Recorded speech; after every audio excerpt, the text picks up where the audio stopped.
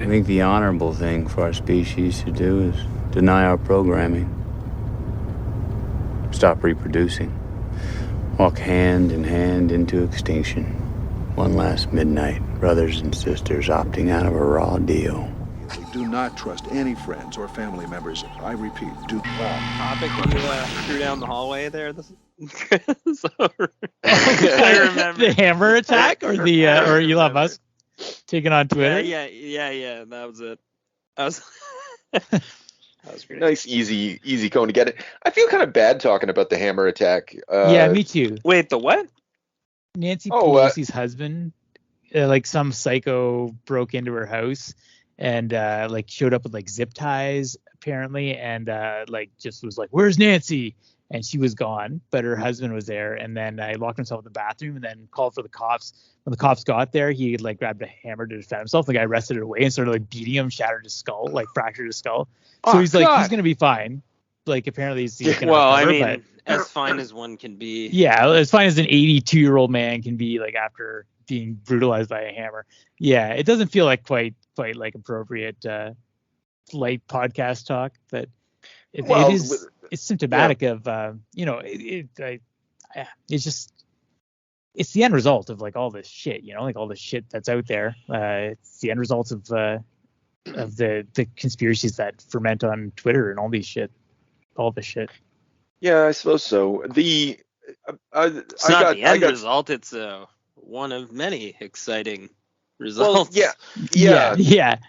And I think that's what I was going to say, but I think it's like I got caught up by a Twitter post, and I was like, oh, you know what, you're making a good point with your little fucking meme here, because there was plenty of attacks against Republicans. There's plenty of attacks, like there was that guy that shot up that baseball diamond. Yeah. Like just I haven't memorized all of them, but like it's fucking America's like Deadwood, man. Political violence is like pretty baked into like their whole apparatus.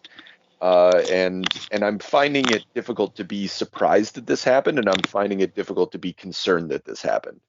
Putting aside that Nancy Pelosi looks like a fucking witch, and that in and of itself is going to draw like hatred towards her. She's a fucking crooked piece of shit. And it's a Kathleen Wynne factor. No, I think so. I think it's the Kathleen Wynne factor. And like I'm not saying that joke. For Ontarian joke. No, I'm not necessarily condoning it. I'm just not surprised by it, and I'm not especially concerned. I think it's very easy to be concerned but if you put it in context, you're just like, oh, this is just how they do. This is how they. I'm not surprised, but concerned definitely. Like that's crazy. I don't know. To me, it's like I was surprised that enough Winkies banded together to storm the Capitol in defense of Donald Trump making shit up. I was like, what the hell? How dumb are we? How many of you are there that are that fucking dumb? And apparently, in addition to being that fucking dumb, there is also a couple of people who are super dumb enough to just take on the FBI and just get shot square in the chest. So, I mean, as long as there's one or two of those guys out there every time something like this fucking happens, it doesn't shock me at all. I'm surprised that the guy's not dead. The hammer dude? Yeah, the husband, yeah. Oh, the husband too. Yeah. That's probably the most surprising thing out of all of it is that it makes me wonder about arming myself also. Whether a hammer is worth it. Should do it? Anything. Like maybe I got a knife. I'm like, I'm going to defend myself. Oh shit, it got taken away. Now I'm getting stabbed. Right. Mm-hmm. It's a shitty thing, Maybe you're better to just grind it out. Go to the ground. Yeah. Maybe not if you're 80. Once you introduce a weapon, like it does, although Zip Tie Man, I'm surprised he wasn't armed in addition to having zip ties. Like I am too, actually. Yeah, you'd think that. Yeah. What was your plan? I don't think old man Pelosi threw a fucking Van Damme kick and knocked his other weapon out of his hand. Well, that's what they're leaving out. That's the part they're leaving out of the story. Like, Fucking roundhouse. Ting! Oh, fuck. My Glock. Looks like I'm going to have to go toe to toe. Oh, good. He brought a hammer. Yeah. Snatch. Yeah. Okay. Yeah. I don't know. I understand. I was going to continue that line of jokes. I understand my response is kind of a hot take, but I'm always anytime I see a large media response to anything, my immediate instinct after decades on planet Earth is to take a deep breath and wait 10 days. And then see if anyone's even fucking talking about it anymore, or whether like anything actually came of it, or if it turned out to be important at all. And I'm skeptical that this is going to rise to that level in any like respect. the guy in the Philippines that shot all those babies a little while ago. Oh yeah, I don't even know what you're talking about. Yeah. Yeah.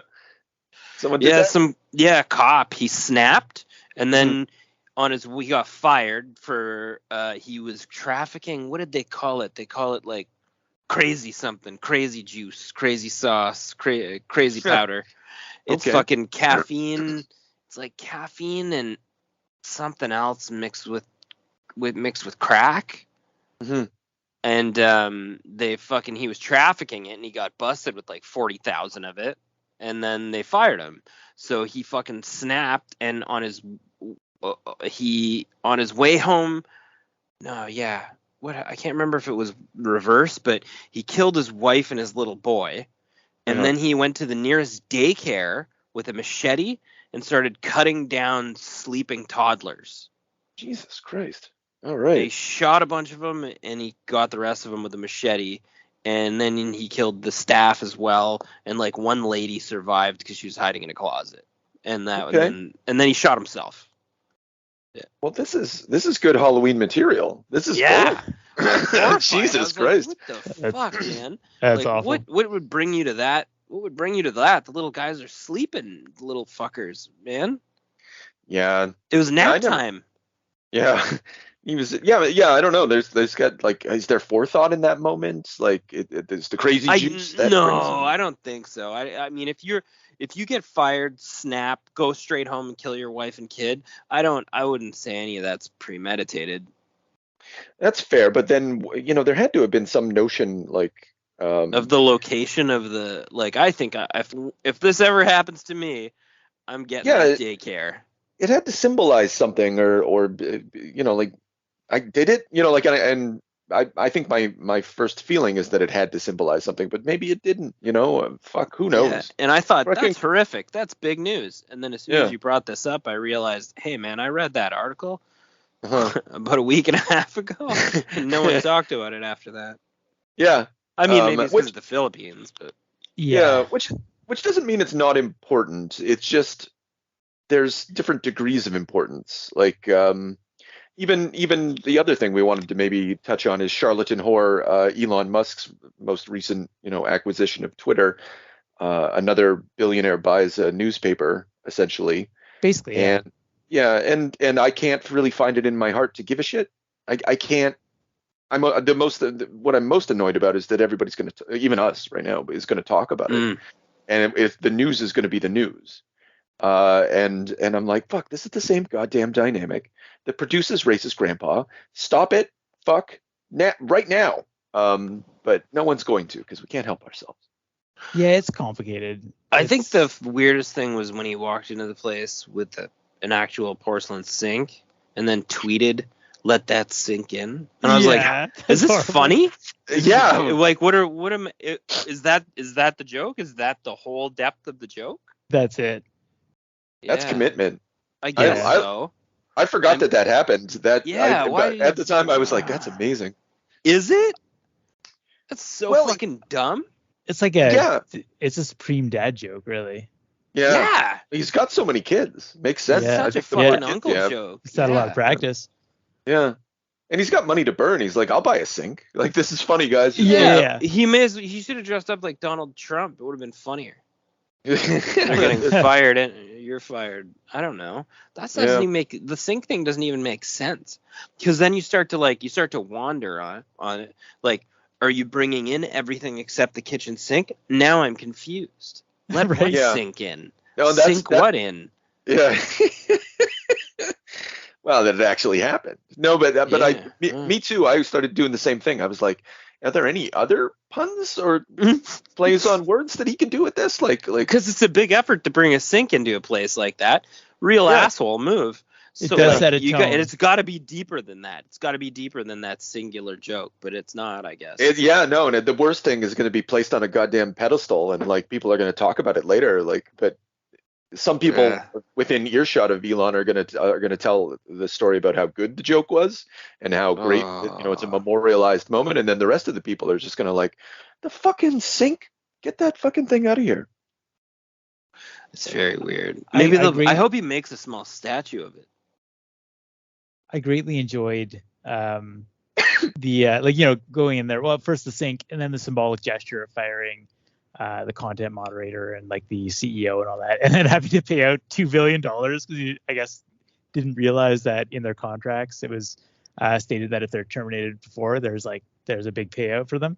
That was There great. always is. Yeah. Yeah, he must have known that. He just didn't care. Yeah, remember it's when worth it to him. Dougie symbolically did that to the hydro people? Yeah, Yes. Yeah. Should have fired. Want suck on that? Yeah. Taxpayers. Fuck. Problem solved. How much you say? 265 million? Fuck. Yeah. Yeah, it's all a farce. It's all a farce. And you know what? Ultimately, I think that he's going to come around to basically the same spot anyway. That's, he's already tried to assure the advertisers that, I'm not going to let Twitter become a hellscape. So, like, unless you're going to have some content moderator, I guess. Well, his yeah, idea. all they did was banned extreme, like, views, like full on extremists, like danger, like extremists that were dangerous. Like, you're gonna cause a riot with extremist lunacy. Right. We need to fucking ban you. If you don't do that, and I'm, let's say, Pepsi, I'm like, yo, I can't be having my fucking name in here. I gotta pull out, boys. Not rocket science. Fucking. Yeah. That's what moderate. Keep the fucking straight and narrow. Don't go into the fringes. Fucking. The proposal he put on the table is, I'm going to set up a council of moderation, so we'll have people with diverse viewpoints. And apparently that had already been tried and didn't really achieve anything, which led to Twitter's current moderation policy. But I don't know. It's just going to be one big circle, and it's just it's for a the circle vanity. jerk. Yeah, it is, and it's Yeah. for this. It's for the vanity of a billionaire to do his own thing and to have his own crusade. And none of these, I don't know. I don't think obviously he has principles, and that's fine. It's just when you have billionaires getting involved and just kind of circumventing all the people who kind of study this shit and who have some perspective or some experience with it, it just leads to just shit shows. There's a Behind the Bastards episode where they look at Bill Gates, and they ultimately had to conclude that he's not the same caliber of guy that they normally look at, but when you have him dictating vaccination policy in Africa and just kind of contradicting medical experts, then it just leads to, because he wants his free market answer to reign supreme. It just doesn't. It's not good for everybody. Yeah, but you can't. I mean that I remember that episode. Yeah. And you can't convince them otherwise because they're 500-pound gorillas. Yeah. And if you want their money, then you're going to have to accept some of their bullshit. This is a little different than that because this is still I don't know. I guess Twitter makes money. I don't. From advertising. That's all. Yeah. Okay. So it's more of a business rather than a philanthropic enterprise. But still. Well, go on. I can't help but think of Hockey Canada. Okay. I the advertisers are gone, man. Right. Sponsors are gone. Yeah. Nike's like, hey, anyway, no rapers for us, thanks. We're gonna cut early. Exactly. Yeah. Again, I don't think Twitter's raping people. and then covering it up. I guess kind of psychically it is. It's just like you can't have that kind of party. Yeah, and we'll, keep we'll advertisers.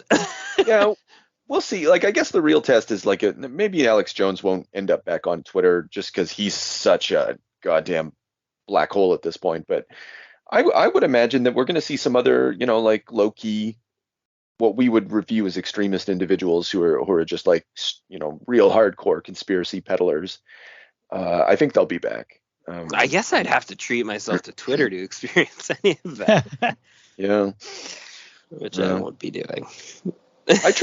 I treated myself to something the other day. Actually, just last night, Del Toro's Cabinet of Curiosities. Oh yeah, you started looking at that? I got an eye on that right now. Yeah, I started watching trailers yesterday.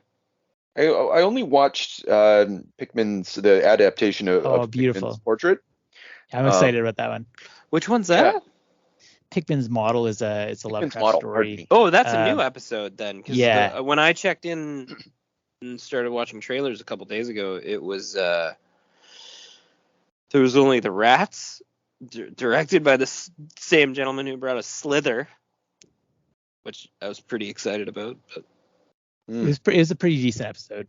And then the other one that was directed by the director of Hannibal was the first episode though. Okay. I'm hopeful that those ones are better than the one I watched because I didn't much care for it. The whole thing has the ambience. Like, did you ever watch Alfred Hitchcock Presents? Yes. Television? Yeah. It felt like an Alfred, I don't just mean because Del Toro like walks in like Alfred Hitchcock style and introduces each episode. The filming's really cheap. The sets look great. There's some really cool stuff, but like, the CGI is cheap, and then like the techniques that they use. So Pickman, this guy, he draws these paintings that make you go crazy. And so the way they depict the madness of the painting is they film it at a weird angle and have some light shining on it and shake the camera. And then have some like screaming in the background, and then like some minor CGI to make the pictures move a little bit. And I was just like, and I feel maybe it's just that one director like leaning into the major influence of the series, but it felt like 80s, 90s television with just a maybe bit better and only slightly better computer generated imaging. And the story wasn't particularly frightening. I don't know. I was really underwhelmed. It was very disappointing, and I don't know if it was just that one episode, but. Well, it's go ahead. Sorry, I thought each episode has a different director, right? Yeah. And I know Guillermo was doing a big like practical effects thing. Camera shaky did a little different though. Yeah. I don't know. Again, I only watched that one. It didn't give me a lot of like. You should check out the 30-second trailer for Graveyard Rats, and because I know you're a Slither fan, you gotta be. Yeah, man, of course. How could I not? So anyway, Lovecraft adaptations. It's hard to do.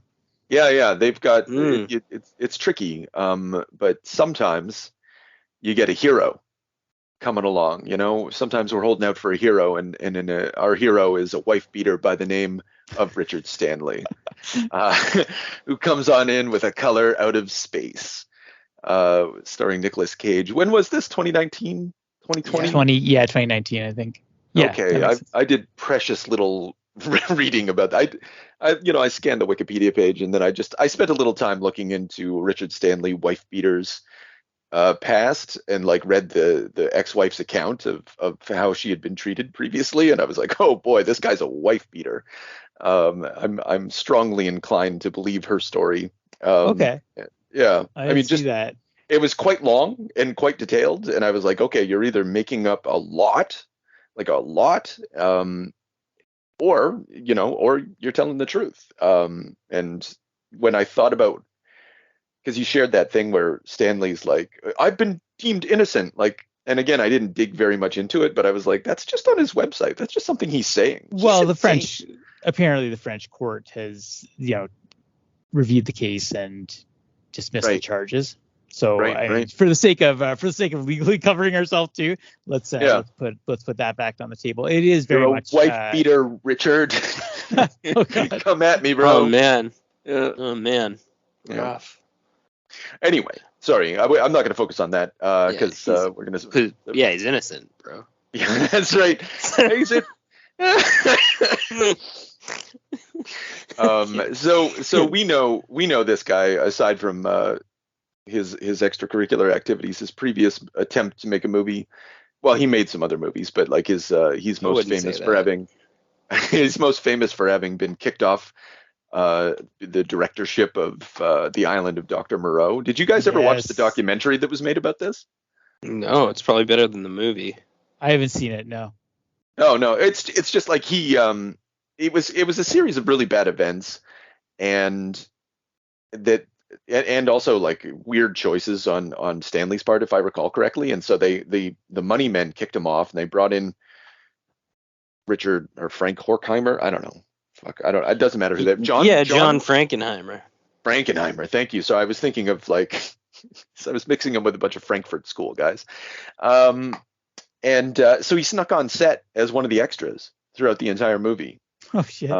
Is how the story goes, and he was just there that whole time, participating as like an actor in the movie as it just like turned into a fucking garbage show. Wow. And he had a bit of a mental breakdown after that, if I understand, right? Is that accurate? It sounds about right. Okay. Yeah, like I mean, just look at him. Fuck, just look at a picture. Anyone Google this guy. He's like a druid, self-fashioned druid. Yeah, he does. He looks like a shitty wizard. Yeah, that's like exactly the kind what of wizard you'd see like selling rocks in the mall that you'd be like, I gotta steer clear of that. Yeah. But one rock that you don't want to steer clear of is the one that falls from outer space and lands in your front yard. Unless nicely done. Maybe you do want to avoid it though, because some bad fucking shit happens. Observe the rock, but just don't drink the water. Okay, there we go. Or don't do like in the short story where like the scientists come in and like lob off chunks of it to take back to the lab. Yeah, and then like pop these weird like pustules on it or whatever. Yeah, that wasn't a good idea. It's no. Yeah, with a hammer. I was really sad that actually that element, that stuff didn't end up in this story, but I think it would have ended up more like a Spielberg movie a little bit whenever the scientists show up and quarantine something. And so true. Yeah, it would have been, yeah. And I feel like the scale would have gotten bigger. This was nice, tight. Like. Yeah, it was small, even though it was really big. Yeah, they wanted to suffocate you with the family, kind of. Yeah, bravo. So I don't, James, what did you think of this? Start with you. I mean, this is great. I watched it actually, and Kate did not, but Kate kept tuning in because it was fucking bizarre, and the cast was fantastic. Jolie Richardson's she was like one of the lead actresses in Nip Tuck for like years. And she was I don't know, I just find she's captivating. Also all the young cast was like very good as well. Like I guess all the you're right and stuff. Like it was just like that I think that's what caught me off guard. I thought I was gonna get Nick Cage in a B movie that somebody kicked in some money to produce here. It was like Lovecraftian, and they knew Nick was going to go fly off the handles or whatever. It was going to be excellent. But to see all these other people show up to bat for this, like, I don't know. I think that was the most surprising part, is that like I wasn't like lost in the bad acting or anything. Who is the was that Cheech? Yeah, it's Chong. Tommy Chong. Yeah, that's Chong. Okay. Yeah. Fuck. Didn't bring up Chong, but he's also great. I mean, well, this is part of the, what did you call it, Chris? The Nick Cage Cage-a-sance? Cage-a-sance. Yeah. I didn't coin that. People say that. Yeah. but it is part of like, you know, and again, I don't think you've seen all the Nicolas Cage movies that have been produced in the interim, and I've seen quite a few of them. Okay, all right. Yeah, they're it's quite good. He's got this like Vincent Price late career thing, like kind of hamming it up, just doing his campy thing, but like being attached to good projects. Yeah. There's not to go too off track, but there's one Willy's Wonderland, which is like he rips off Five Nights at Freddy's. He's battling animatronics in this like amusement park, or this former Chuck E. Cheese thing. But it's a fantastic performance. Very like almost like an Evil Dead kind of like just weird guy fighting these robots. He's really he's just having fun with what he's doing. Yeah, and I mean I spoke up I bigged up Pig right from last year. That was one of my favorite movies of the year easily, and Nick, he was amazing. Very touching. So yeah, I think this one was kind of a turning point, to be honest. Like the sort of like it was building for a few years of like, oh yeah, like Nicolas Cage is fun again, but this one kind of like deploys him in a movie that is also good, and I think it sort of opened up some other opportunities like Pig. I could be wrong. That could have already been in development, but it feels that way. Well, he's got a long career. I guess what I had meant, actually, was that I knew that you had seen a fair amount of like new Nicolas Cage, but like since like when did he kind of fall off? Like Snake Eyes, you know, like that sounds about right.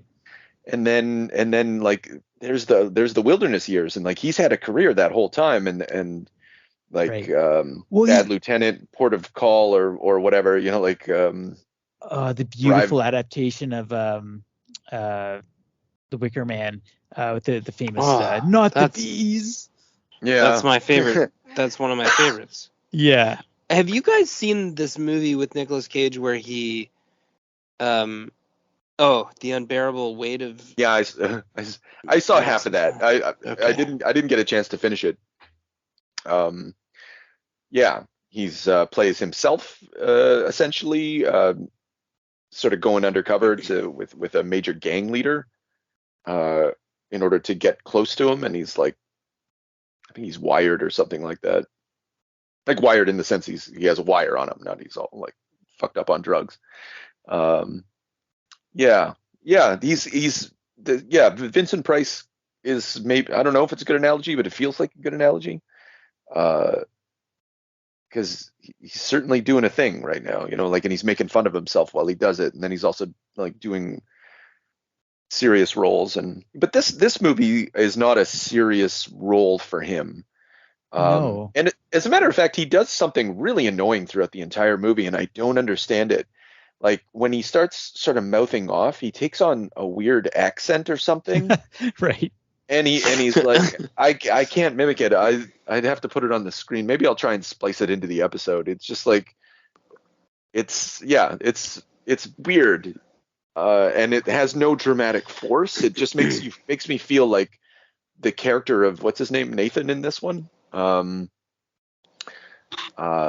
it Nathan?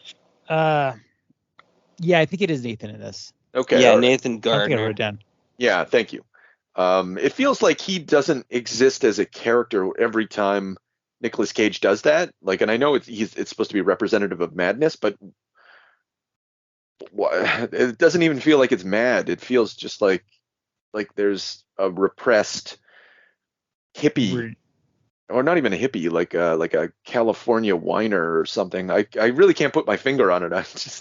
Oh, sorry. Go ahead, Chris. No, I was just gonna say, I think, I feel in some ways that he chews scenery in a way that's very, like, it just stands out as Cage doing Cage. But at the same time, I think this is a great work of adaptation in terms of like some of the changes it makes. And I think what his character does, and he's sort of goofy and he's raising alpacas, and it's the animal of the future, like, and it's just, you do get this sense of this guy who like is in over his head as this sort of like hobby farmer trying to make the best out of a situation. and it's it's not going so well. They made some bad choices as a family as a result of the horrible situation they found themselves in as with his mom with her cancer, and he's just doing his thing. Like when he's the only reason there's alpacas in this movie is so he can wax philosophical about milking alpacas. Like what would you like a taste? You're lost. And then just he takes a big gulp of alpaca milk, and that's I don't know, that's probably his choice. I'm sorry, Nicolas Cage's choice? Yeah. I wouldn't be surprised if he ad-libbed half this shit. Yeah, I guess so. I don't know. I guess we could check the script. Richard Stanley's a weird fella, man. I don't. Yes, I love the idea that he is out of directing for years and years and had a tough experience directing Marlon Brando and Val Kilmer. Was he in that movie? And then he's yeah, I'll get back on this horse. Give me Nicolas Cage. Yeah, that's a good point. A lot of experience there, though. Well, I think they just wanted horrific alpaca monsters, all fused together and all fucked up. There's a campiness to this, baked into this. I mean, the fact that Chong's a part of it. Oh really ought to clue us in. The same thing too with Nicolas Cage started to lose it and go on those rants. I thought it was a little much as well, but then when Teresa, the wife, sort of snaps at him, fix the fucking internet. I was like, okay, all right, okay, everybody's losing it here. I was a bit more comfortable with it then, and then the same thing when I'm gonna try to pronounce Lavinia. When Lavinia tries to when she starts cutting herself up and stuff, then you realize they're all losing it, because of the. But yeah, I mean, I think when Chong's introduced, it's established that things are off balance and the llama doesn't help. Yeah, I like that the dynamic of the family. 'Cause at first you're kind of what the fuck is this family? You got the young girl in the woods doing her Wicca stuff. That's hilarious given some of the extra the external stuff, the fact that his writing partner clearly seems to be involved in the occult and witchcraft. I took a note early, they seem to be really trying to get Wicca accurate here, and it all makes sense when you factor that in. But then you got the son is just off on his own doing smoking pot all the time, hanging out with Tommy Chong, and it's just, but it's you can understand that it's all this reaction to this trauma. I think in a way that this movie, it almost fakes you out with the kind of you've mentioned Spielberg earlier, and I think that's true. And this sort of this retreat to this house, the weird things happening does have a bit of a Spielbergian feel to me too, like a poltergeist thing. Mm-hmm. But I think that sets up very effectively, intentionally or not. You kind of think nothing else that bad could happen to this family because they've gone through something awful already, and it just commits to the nihilism after that. Yeah, and so she's casting some sort of summoning at the beginning. That's the first scene after the hydrologist or guy after Ward. Ward, after he reads basically, from the text of A Color Out of Space as sort of the introduction. And I found that actually kind of really frustrating because what was being described in the words was not what was being shown on the screen. It was kind of the same, and I was and again, not a super big deal, because where are you going to actually find what Lovecraft had described, valleys and trees at such angles, and how you're going to film there. But I was like, don't do that. Don't play me like a fool. Don't read to me something and expect me to see what you want me to see. So that bugged me the second time I watched through it after I had read the short story or reread the short story. But so she's summoning the second thing you see is the summoning, which is interrupted, I guess, but I guess the idea is that she's trying to protect the family from cancer, and from the effects of cancer, from the trauma. And then there's a sense that like she although she didn't, but one could think that she brought down the cancer, because it was interrupted, because it was incomplete, and then the trauma / cancer, like reemerges as like excessive body horror Right. and madness. I was gonna say, is that how you read it? That she summoned down, or that she was curing cancer with a spell, or That was whatever, her and intent. that it got derailed? That's interesting. Or that maybe she summoned the cure successfully, and it cured her cancer by merging her with her kid. Oh, that's fucked. Yeah, man, That's interesting.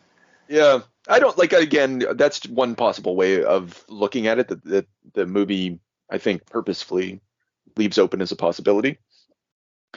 One interesting thing reading about Stanley from the Wikipedia page is the reason the mom has cancer is because, like, so as a kid she would read Lovecraft to him, and then when his mom was in the hospital with the cancer, he read Lovecraft to her.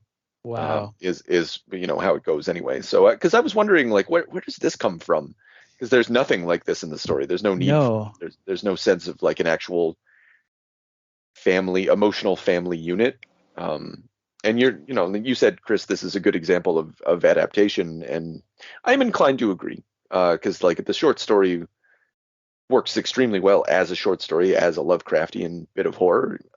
But it wouldn't have made a good movie. Yeah. In fact, I think for me, I think it's one of Lovecraft's best. Like the whole idea is that he's trying to show you things that are beyond our understanding, and the idea that there's this color that has some effect or an intelligence that you just can't understand, and that's terraforming the world is really, really interesting.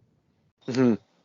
Yeah, it is of the of the works that I've read, it was the one that stood out to me the most, and that I think I did like the most. Oh, and that creepy like the way they incorporate the recording of Tommy Chong at the end, like his thoughts on it. It's only a color, but it burns. Like that was fucking freaky. Yeah, that's part of the whole that's the whole like time displacement thing too that happens throughout the movie, where it's Tommy like either saw this in advance or predicted this in advance, or he was there long enough to I don't know. There was like a couple little things when Nicolas Cage was in the when he went outside to start the car, and like however much time had passed. Yeah. Right. Yeah. They had a few little like time slip things they were like toying with, but yeah, I think that's part of the Lovecraft thing too, right? I think so. Yeah. Like I think space would be. Yeah, I don't think it's like it's not contained in the Color Out of Space story, but it is it's reality breaking down, which is what you were saying, Chris. Like it's appropriate. Yeah. I'm looking at, so she's reading the Book of the Law, so she's got some Aleister Crowley. She's wearing a conspiracy theory shirt. It says "Don't trust anyone." She's reading the Necronomicon. That's a Stone Cold saying too. Don't trust anyone. Maybe it's a Stone Cold shirt, but it's got an upside down pyramid with an eyeball on it. So. It's not then. Yeah. And then the meteorite falls from space as Nicolas Cage is getting it on with his wife for the first time after like 6 months or whatever. And I don't know. I think this movie's structured. Well, I don't know. I'm not sure what I was thinking in that. I mean, like this usual sort of connection of sex and death, sex and horror. But I think you're sure. Right. Yeah, it is significant. You get the like they're fucking, and then they get the flash of like the light for the first time. Yeah. Yeah, and she's like, I feel tarnished. And that was really touching, actually. Before they begin their reconciliation. Oh, and then he says that awful shit to her in the kitchen. Like later on? Yeah. Right. Just about fucking people with cancer, just smelling like fucking sour milk and death. Like, Yeah, you know that smell better than anyone, huh? Yeah. I was like, Jesus. Yeah. Yeah, that's so actually a good point, because like earlier when like he's trying his best to make her feel like that's why they're in that situation. He's like, she's like, well, you're gonna like me when I have a mastectomy. He's like, oh, like I've always been a leg man. He's like trying to, he's trying to make it, comfortable for her. Yeah. And yeah, and but I think James pointing to like, yeah, like, because he's concerned about a smell that, like, don't you smell it, like when it comes down, and the first time he's able to really describe it is just like, it's that hospital, it's that cancer smell, like when Dad had cancer and when you had cancer. So I think that cements the comparison, is probably or the analogy, which I guess naturally brings us to what you had already alluded to, James, the scene of the merging of the bodies. Ah, man. No, that was such a long act to take in. Yeah. It's so long. Just like, and you knew the llama thing was coming. You knew the mutation was sort of coming. Something was off. Things were changing. Fucking giant flowers everywhere and growth. And then I was like, oh, this is going fucking sideways real fast. Mm-hmm. Did they show the mutilated bunnies in the back of the sheriff's truck, or the mutilated like woodland animals, before we went to see the llamas? I think that's after. I think Ward's in town, and I think that's when they start going out to the house for the final push. Yeah, you're right. Yeah. So you're totally blindsided by the llamas. Yeah. Well, yeah. I think he goes out to the llamas, and the fusion between the mom and the son has already happened. And I forget why early. He goes out. Yeah. There's a noise. There's a horrible noise, and he goes out there with his gun to go check it out, and then he just decides he's going to blow away this awful mutant. But what I was really taken with, like, the fusing of the mom-child fusing occurs at the 45-minute mark, and there's still like a half hour of the movie left, and it's like, oh my god, quite a bit of it is them just like moaning and suffering. God, I know. Like, and I was like, they're gonna drop this, and then they didn't. Yeah, they just kept like rolling with it, and nobody could do anything about it, but nobody wanted to kill them. Yeah, it was fucked. And then they dragged it upstairs. Yeah. And then it just kept going. Oh god. Yeah. There's such it's so dehumanizing, and I mean it's perfect for the themes that it's working on.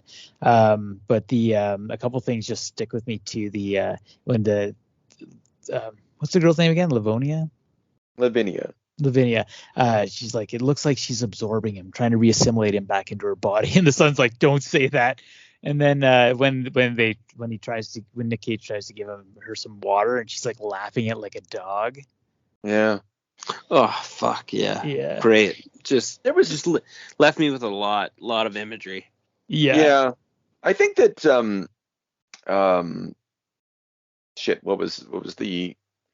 what was more difficult, not extremely difficult, I mean, but when it looks for a brief period like Nicolas Cage is going to kill her, and then he doesn't, and then he starts kind of like kissing her, and like strings from the lips and stuff, and he's like, we're gonna go on vacation, baby, and you're just like, no, stop it, kill her. Yeah, because they just make you sit with it. Like, I mean, it really does effectively make you feel the strain that is putting on that family.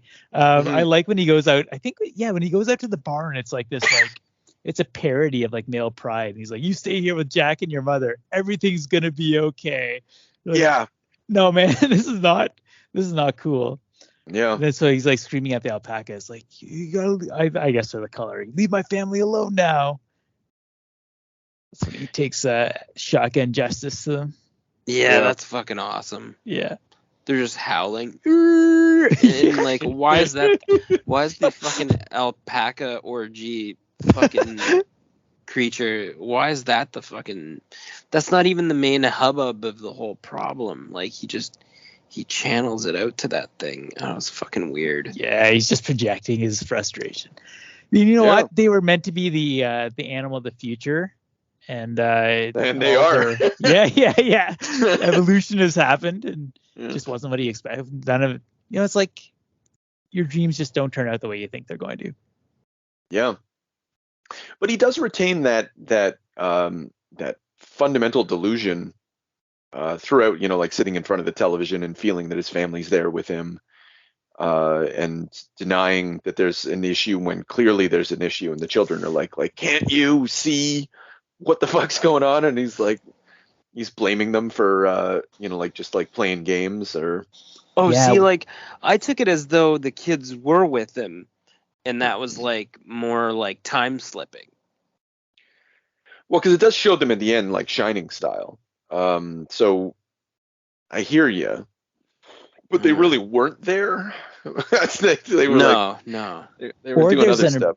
Or there's like an impression of them that's like absorbed into the intelligence that's taken over the farm. Yeah. So it kind of like, when you're inside of that thing, when it's consumed you're with your family as well. Right. Yeah. Well, I'll buy that, and that's yeah. And so you guys are fans, right? You know of The Thing, Yes. I love that movie. So, like, is the movie The Thing Lovecraftian as very much so? Yeah. I was gonna say, because I was like, there's got to be something, because you're not gonna use this type of like. And then I was saying the only other thing I could think of that reminded me of this was that Annihilation book, but also then would take also a nod from. Okay. Absolutely. See, because I'm not really familiar with Lovecraft stuff. I have a book that I haven't dipped into ever. Well, his style's abrasive. It's really hit or miss, but the ideas are fantastic. And I think part of the enduring appeal, and I think it captures imagination because it really does give you an alien perspective. I think he's one of the few writers. I can't think of any before him. There probably are some, but he was a committed atheist, didn't believe in God. And when you introduce that perspective into horror, where there's like God is not going to help you out, there's nothing waiting in the wings to save things, and all you can really do is just hope that the howling madness like never touches your life. Like that's always going to be cool. Yeah, and he has a very poetic prose. He's an extremely beautiful writer. Like here's like and yet amid that tense, godless calm, the high, bare boughs of all the trees in the yard were moving. They were twitching morbidly and spasmodically, clawing in convulsive and epileptic madness at the moonlit clouds, scratching impotently in the noxious air, as if jerked by some alien and bodiless line of linkage, with subterranean horrors writhing and struggling below the black roots. Those are fantastic sentences. Like it's just one after the other, and it's propulsive. It sometimes stalls. It's too, in my opinion, often too verbose for my taste. But right. The opening lines of this one are so good. The valleys with deep woods that no axe has ever cut, and dark narrow glens where the trees slope fantastically, as you'd already alluded to. But yeah, there's some good lines. I took a line out of context. I didn't know if I was going to mention this or not, but since we're talking about the writing, I think this is like one of the best out of context sentences ever. The Dutchman's breeches became a thing of sinister menace, and the bloodroot became insolent in their chromatic perversion. Talking about flowers growing, like, I guess, too brightly or whatever. But yeah, I thought that was funny. So anyway, Lovecraft, check him out, everybody. But also I love the that and very consciously, like, they made Ward black, and like, fuck you HP Lovecraft, like, that's a great point, right? Yeah, that's a great little thumbing the nose at the legacy of racism. And I think and apparently, well, this is a whole can of worms. The company dropped Stanley as soon as the allegations came out against him, and promised to donate any profits proceeding from the movie to domestic abuse issues. So I don't think he's going to be making his trilogy with them. But if he is absolved of this, I'm not sure how that could happen or what it looks like. He apparently has plans to do a couple, like there was supposed to be a trilogy where Ward would be the next was going to be the Dunwich Horror, would be a great story to tackle, and he would be a recurring character in them. Oh, okay. Well, yeah. That's cute. Yeah. Since we're talking about the original text, if they hewed closer to the original text, then Chong should have played a much bigger role. Chong should have been the one that murdered the wife in the attic. Chong should have been like basically the Ward character, because the Ward character is just someone who hears the story from Chong, and then conveys the story that he heard from Chong. It's kind of nested.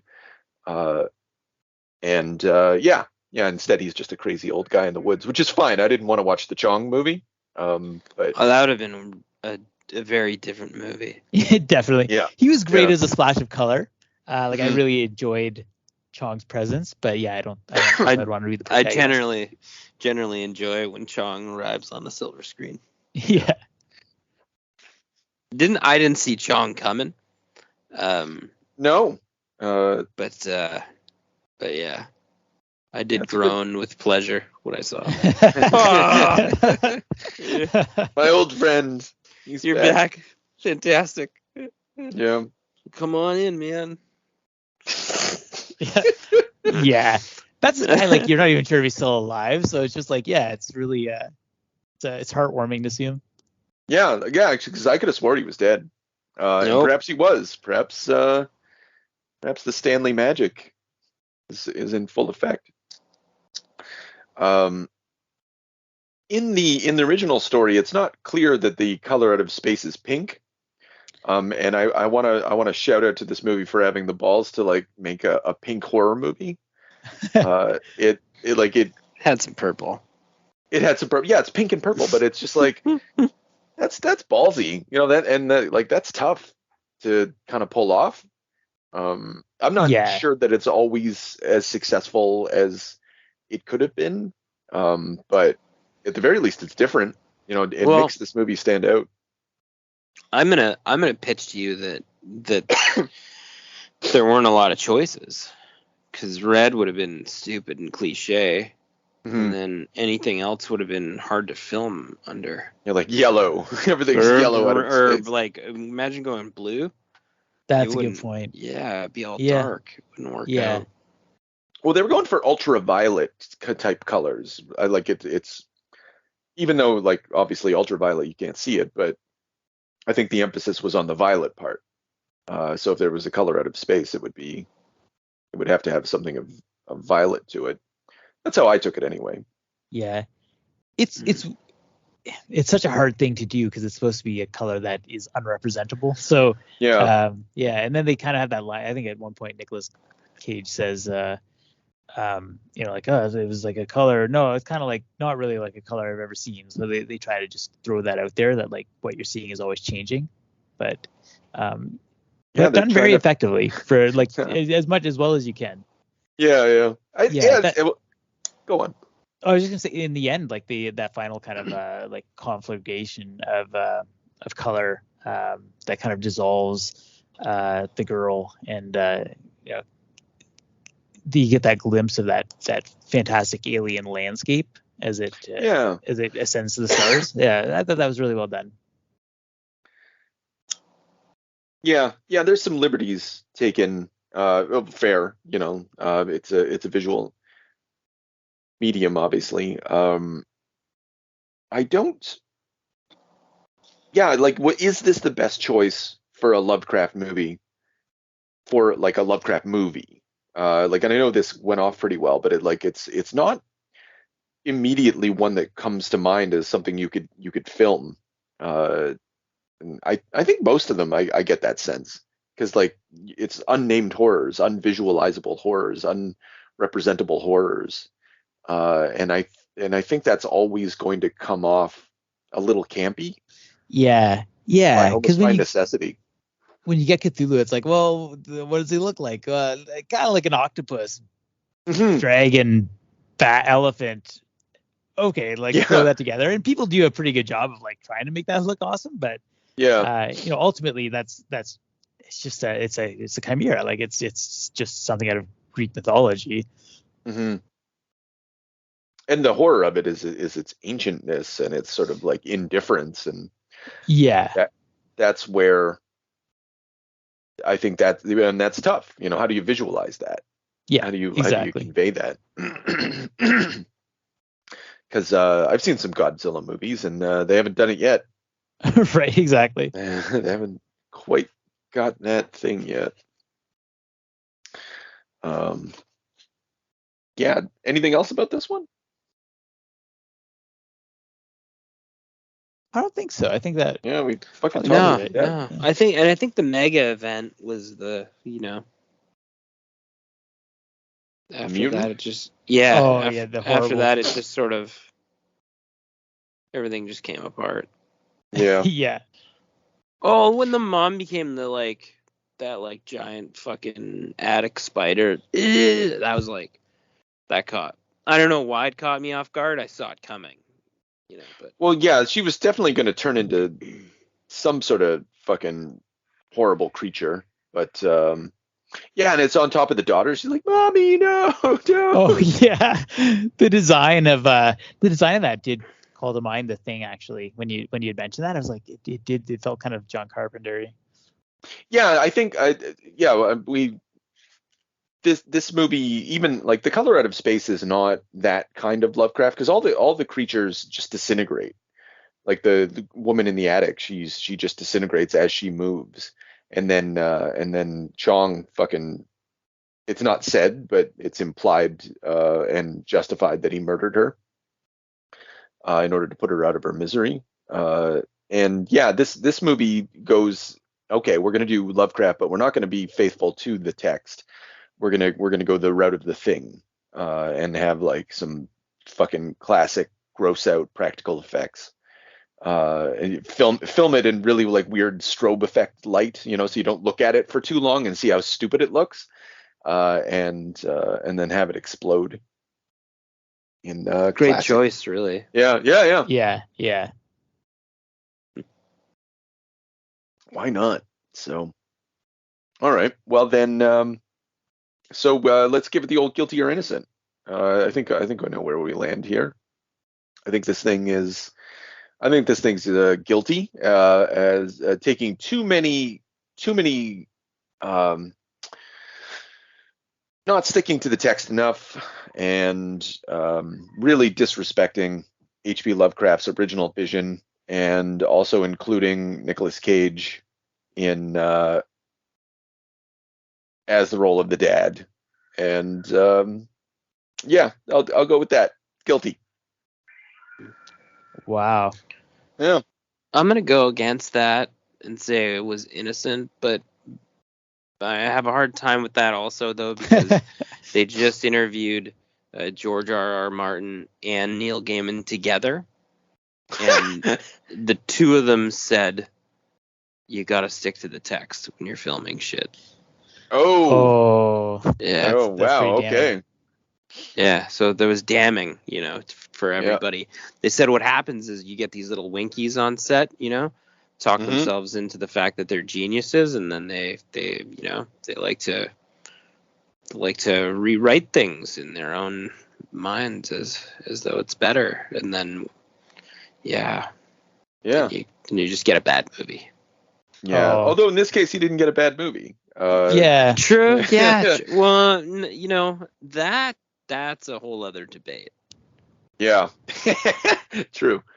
I'm gonna say innocent. I think that Lovecraft actually leaves a lot of room in his stories for people to imagine their own nightmares into. Some might even say that it might even be a bit of a sign of like just like a failure of imagination at times. But I think that is what people enjoy about it too, is just being able to put forth their own ideas. This does it. It does it in a visual medium. It's very hard to think of a better Lovecraftian movie. So I'm gonna say that despite all the charges, it's gonna beat the rap. Yeah, well, it's harder to think of a better Lovecraftian movie outside of a John Carpenter movie. Yes, yeah, like something inspired by, as opposed to like a direct adaptation. There's some fantastic stuff. Yeah. Well, all right. Well, we'll just kick it over to the jury, and they'll. I don't think that's how the law works. I don't think we say whether someone's guilty or not. Oh, damn it. Well, we do. We. Yeah. Yeah, in a Judge Dredd kind of way. This is a kangaroo court. Oh. Now, all we need is a little energon and a lot of luck.